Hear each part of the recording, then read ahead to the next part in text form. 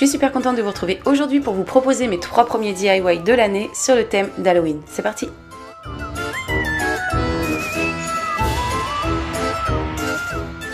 On va commencer par réaliser un balai de sorcière. Donc pour cela, on va avoir besoin d'un manche à balai. Moi, j'en ai acheté un chez Action que j'ai coupé en deux parce que je voulais pas quelque chose de trop gros.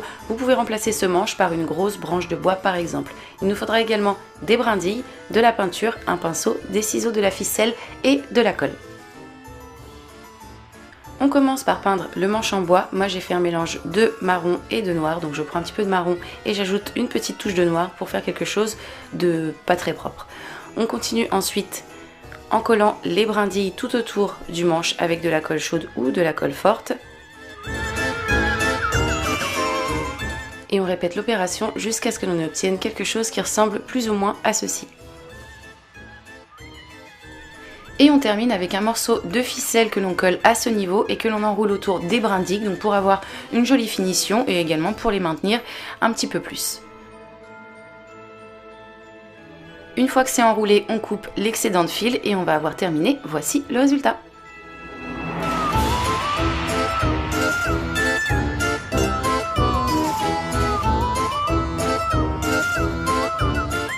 Pour le DIY numéro 2, je vous propose de réaliser une jolie petite citrouille en papier. Donc pour cela, on va commencer par prendre un ballon, donc assez solide de préférence. Moi je trouve les miens chez Action comme d'habitude. Donc ce ballon, je le gonfle, on choisit la dimension que l'on souhaite en fonction de ce que l'on veut pour la taille de notre citrouille. Et on continue avec de la ficelle. Donc on va venir coller comme ceci.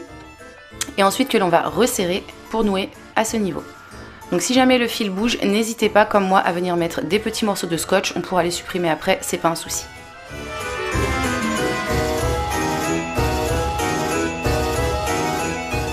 Donc on noue et on serre légèrement de façon à déformer un petit peu le ballon.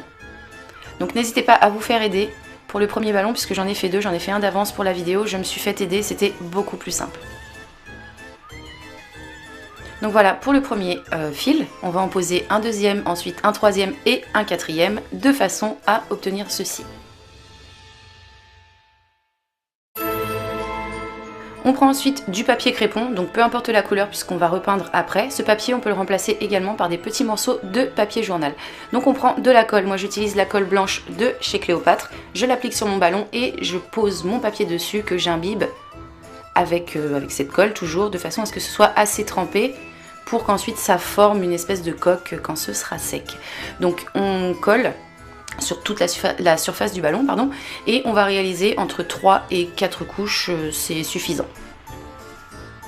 Donc voilà, moi j'avais préparé un ballon à l'avance comme je vous l'avais dit, donc j'ai posé sur toute la surface du ballon et ensuite je vais venir faire la petite tige donc, que l'on trouve généralement sur les citrouilles. C'est facultatif, vous n'êtes pas obligé de la faire, mais si comme moi vous voulez la réaliser, on va faire des petites boules de papier et on va recouvrir à chaque fois pour obtenir du volume comme ceci.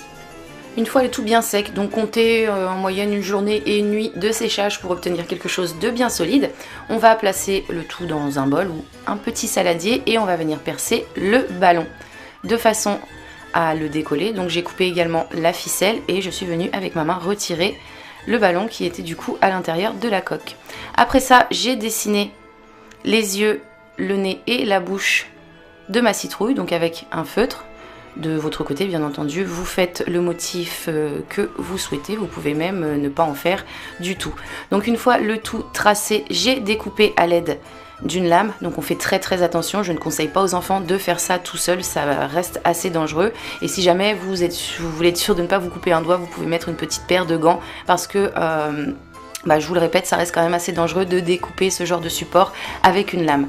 Donc une fois les yeux, le nez découpés, j'ai également fait la bouche, j'ai découpé et ensuite je suis passée à la peinture. Donc j'avais de la peinture orange mais pas assez foncée, donc j'ai mis une petite touche de noir. J'ai mélangé pour obtenir un truc un petit peu plus sombre comme ceci. J'ai peint l'intérieur et également l'extérieur.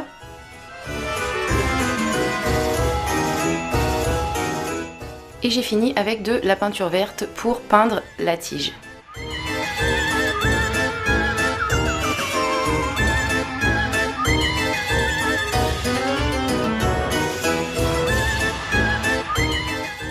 Une Une fois que c'est peint, on laisse le tout correctement sécher et on va avoir terminé. Donc dans cette citrouille, on peut y placer, si l'on souhaite, des bougies, mais attention, pas des vraies bougies, des bougies à LED. Les miennes, celles que vous voyez sur l'image, je les ai trouvées sur le site newchic.com, elles sont très très bien.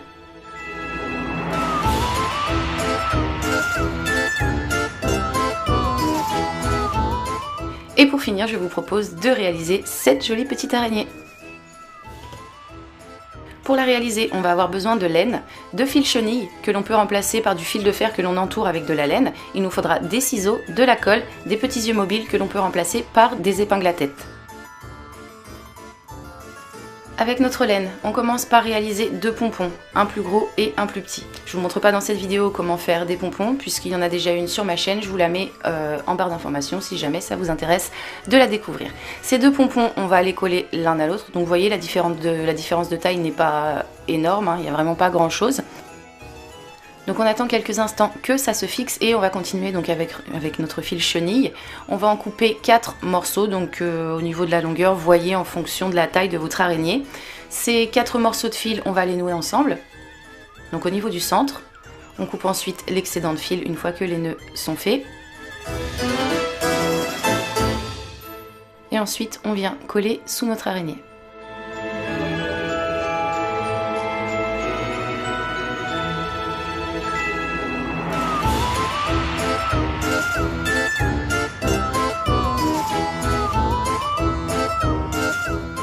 On travaille ensuite les pattes, donc on les sépare et on les plie légèrement au niveau de la pointe.